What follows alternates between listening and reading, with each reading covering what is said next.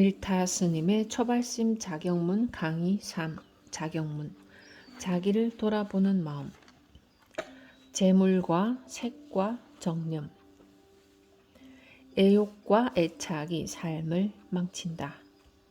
일곱째, 재물과 색을 대하거든 반드시 정념으로 임하라.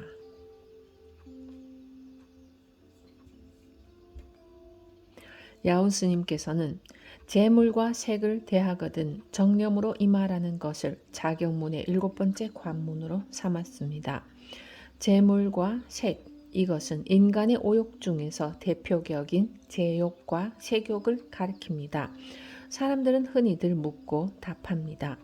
이 세상에서 제일 좋은 것이 무엇인가? 그야 물론 돈이고 색이지. 그렇습니다. 돈과 이성이야말로 인생을 참으로 즐겁게 만듭니다. 먼저 돈 이야기부터 하겠습니다. 돈을 모으고 돈을 쓰는 재미는 참으로 좋습니다. 호주머니에 돈이 두둑하면 신바람이 절로 나고 얼굴도 번쩍번쩍 윤택해지고 모든 거래가 돈으로 이루어지기 때문에 돈으로 살 수 없는 것은 아무것도 없다고까지 합니다. 실로 세속법은 돈이 중심이 되어 굴러가기 때문에 돈으로 해결할 수 없는 것이 거의 없습니다. 돈만 있으면 존경받는 자리에 이를 수도 있고 사람을 마음대로 부릴 수도 있습니다. 이토록 재물은 좋은 것입니다.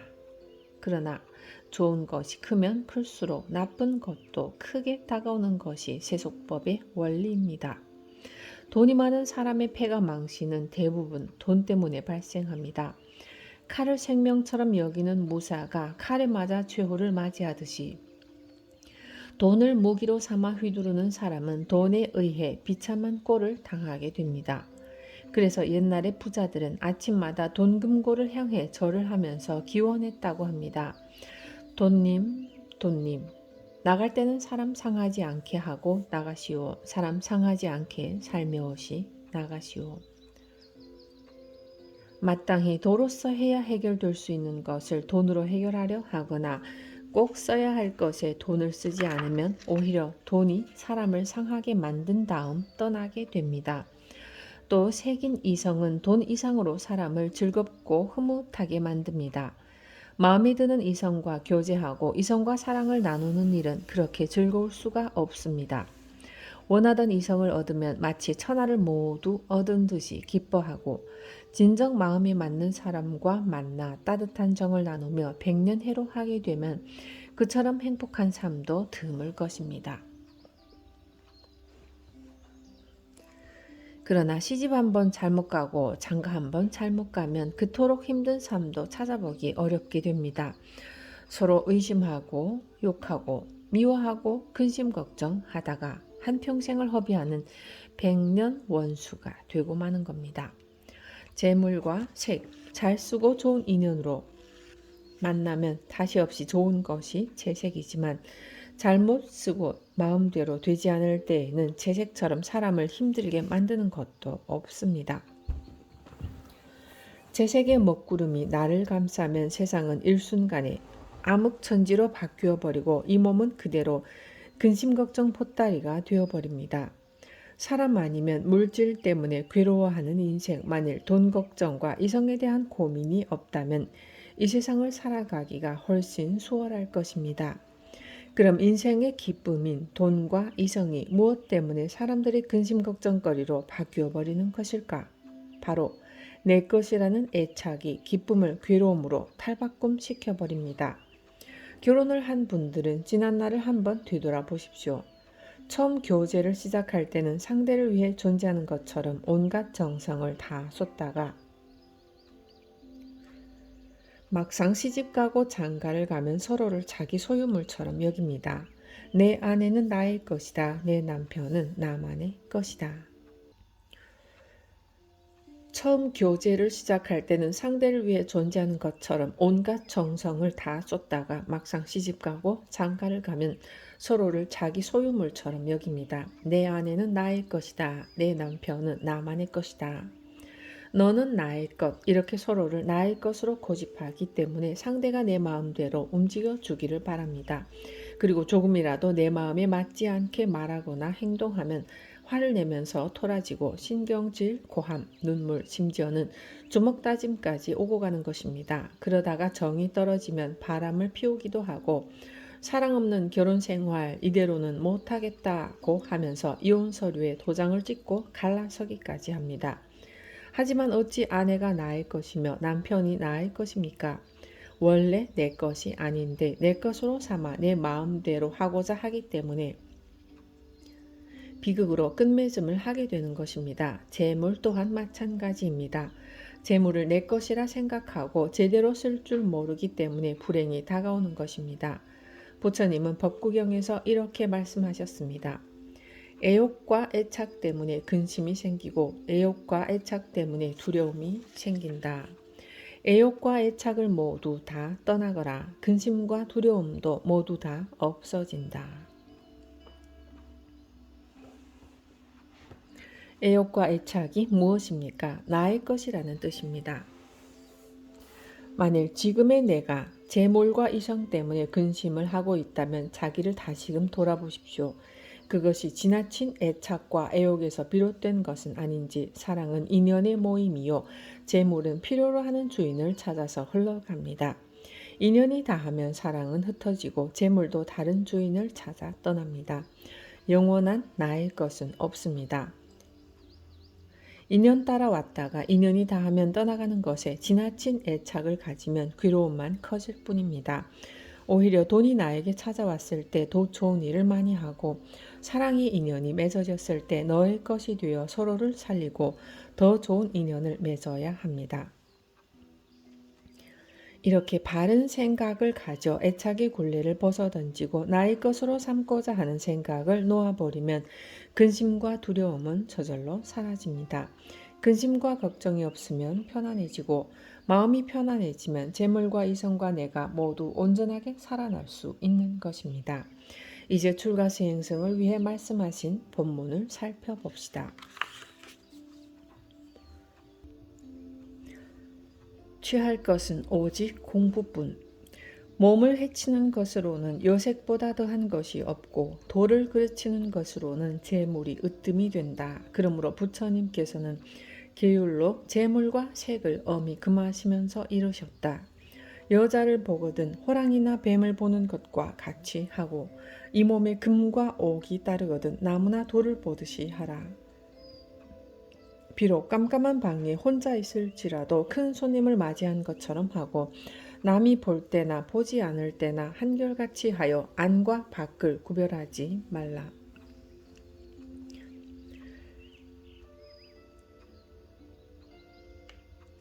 해신지기는 무과 여색이요 상도지보는 막급 화제니라. 시고로 불수계율하사 엄금제색하사대 안도여색이여거든 여견호사하고 신임금옥이거든 동시목석이라. 수거암실이나 여대 대빈하야 은연동시하며 내외막이여다. 부처님께서는 이성에 대한 애욕과 재물에 대한 애착이 도를 망치므로 티끌만한 애착심을 두지 말 것을 강조하셨습니다. 그렇게 하기 위해서는 무심해져야 하고 무심해지기 위해서는 안과 밖을 한결같이 해야 하며 한결같이 한다는 것은 혼자 있을 때와 손님이 있을 때 남이 볼 때와 보지 않을 때를 가림이 없이 늘 같이 행동해야 합니다. 진정한 수행자는 자기 그림자에게도 부끄럽지 않아야 합니다. 자기 양심을 스스로 지켜서 양심에 부끄러움이 없도록 해야 합니다. 하늘을 우러러 한 점 부끄러움이 없이 살도록 해야 합니다. 물론 이것은 매우 어려운 일이지만 안과 밖이 다르지 않게 살고자 해야 합니다. 안으로 먹은 마음이나 밖으로 행하는 것이 한결같도록 끊임없이 노력해야 합니다. 도인은 무표리라 하였습니다. 겉과 속, 안과 밖이 다르지 않은 경지에 이르면 바로 도인이 됩니다. 천진난만한 도인들, 겉과 속이 다르지 않은 그들은 무엇이든 있는 그대로 보여줍니다. 어떠한 가식도 없이 무심하게 행동하기 때문에 도인의 말 한마디, 행동 하나하나는 사람들의 마음 깊은 곳으로 파고 들어가 감화를 줍니다. 중생교화가 그야말로 저절로 이루어지는 것입니다. 이와 같이 애착의 때가 묻지 않은 천진한 사람들은 불가에만 있는 것이 아닙니다. 중국 송나라 때의 시인 정명도는 동생 정의천과 함께 친구들이 베푸는 연회장으로 갔습니다. 술을 몇 잔 들이키고 기분이 좋아진 정명도는 옆에서 시중을 드는 기생을 끌어안고 희희낙낙했습니다. 너 참 예쁘구나. 꽃보다 아름답구나. 요 귀여운 것. 정명도는 기생의 뺨에 입을 맞추기도 하고 술을 먹여주기도 하면서 마음껏 즐겼으나 옆에 있던 동생 정희천은 형님의 태도가 영 못마땅했습니다. 학덕 높고 점잖기로 이름난 형님께서 이런 추태를 보이다니. 한 소리 하고 싶었지만 많은 사람들이 옆에 있어 억지로 참다가 심사가 뒤틀려서 먼저 자리를 떴습니다. 이튿날 아침 일찍 정희천은 형님을 찾아가서 따졌습니다. 형님, 어제 저녁에는 왜 그런 추태를 부렸습니까? 형님의 명성에 먹칠을 하셨습니다. 천하의 도학자 정명도 선생이 술좌석에서 천한 기생을 희롱하다니 어디 있을 법이나 한 일입니까? 정명도는 묵묵히 듣고 있다가 말했습니다. 어제 저녁 내 마음속에는 기생이 따로 없었는데 오늘 아침 내 마음속에는 아직도 그 기생이 있느냐? 정명도 선생은 술이 맛있어서 먹었고 기생이 예뻐 보였으므로 예뻐한 것뿐입니다. 상대가 기생임으로 희롱한 것도 아니요 음욕이 일어났던 것도 아니었고 그 자리를 벗어나는 순간 모든 것을 잊었습니다. 이처럼 천진한 마음을 가진 사람들은 지경직행합니다. 곧바로 쓰고 곧바로 행할 뿐입니다. 안과 밖이 다르지 않고 애착도 애욕도 붙지 않습니다. 도를 닦는 사람들은 앞서 이룬 선배들처럼 안과 밖을 한결같이 하여야 합니다. 겉으로 청정한 척하면서 속으로 제욕, 색욕, 식욕, 명예욕을 탐한다면 도와는 결코 결합할 수가 없습니다. 또한 보는 사람이 없다고 함부로 해서도 안 됩니다. 내가 보고, 네가 보고, 하늘이 보고, 땅이 보고 있습니다. 그저 한결같은 마음으로 수행하는 것이 출가수행자의 자세이므로 애착 없는 진솔한 삶을 살도록 끊임없이 노력해야 합니다. 그렇게 할 때 성현의 가피를 입고 선신들의 보호를 받아 보다 빨리 도인의 경지에 이를 수 있게 됩니다. 마음이 깨끗하면 선신이 보호하고 색을 그리워하면 하늘이 용납하지 않느니라. 선신이 보호하면 험한 곳에 있어도 어렵지 않게 되고 하늘이 용납하지 않으면 편한 곳에 있어도 편안하지 않게 되느니라. 심정즉 선신이 피로하고 연색즉 제천이 불용하나니 신필호즉 순한처 이무나니요 천불용즉 내안방 이불안이니라. 심정즉 선신 피로하고 연색즉 제천불용하나니 신필호즉 순한처 이무나니요 선불용즉 내안방 이불안이니라. 자경문의 이 구절은 결코 헛된 말이 아닙니다. 중국 선종의 거두인 당나라 마조 스님의 제자 중에 염관제안선사가 계셨는데 신라 말의 선문 구산 중 사굴산문을 세운 범일국사가 바로 염관선사의 법맥을 이은 분입니다. 어느 날 저녁 공양을 마친 염관선사가 무심히 창밖을 내다봤는데 선방수좌 2명이 법당 축대 옆을 왔다 갔다 하고 있는 모습이 눈에 들어왔습니다. 그런데 갑자기 향기가 진동을 하더니 제천 선신들이 오색 찬란한 구름을 타고 와서 두 수좌에게 합장하고 절을 하는 것이었습니다. 무슨 이야기들을 나누었길래 제천 선신들이 저렇게 하는 것일까? 이렇게 생각하며 묵묵히 지켜보고 있는데 조금 지나자 제천 선신들이 하나둘 모두 떠나고 시커먼 돼지 귀신들이 추한 냄새를 풍기면서 몰려왔습니다. 돼지들은 킁킁거리고 바닥에다 침을 툭툭 뱉으면서 얼룩진 발자국을 남기며 두 수좌를 쫓아다녔습니다. 참으로 이상한 일이로구나. 이튿날 스님은 두 수좌를 불러 어제 일을 물었습니다. 처음에 저희들은 법화경 이야기를 하였습니다.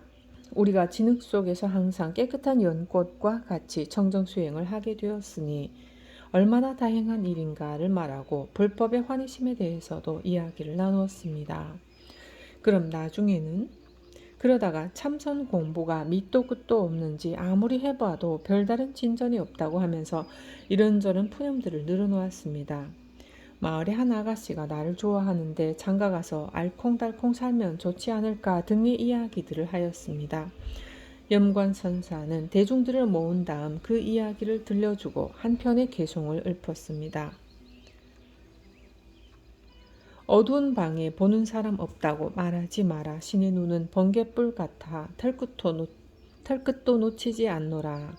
정성을 다해 지극한 자세로 호의를 하다가 발연이 노하고 꾸짖으며 발자취를 씻느니라.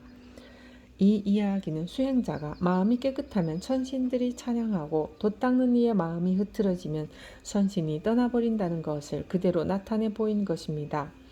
우리는 이 이야기를 깊이 새겨 늘 마음을 가다듬으면서 해탈대도를 향해 나아가야 합니다. 바로 그때 우리의 주위에 선신들이 모여들고 그 선신들이 우리를 지켜줄 뿐 아니라 편안함과 행복감을 안겨줍니다.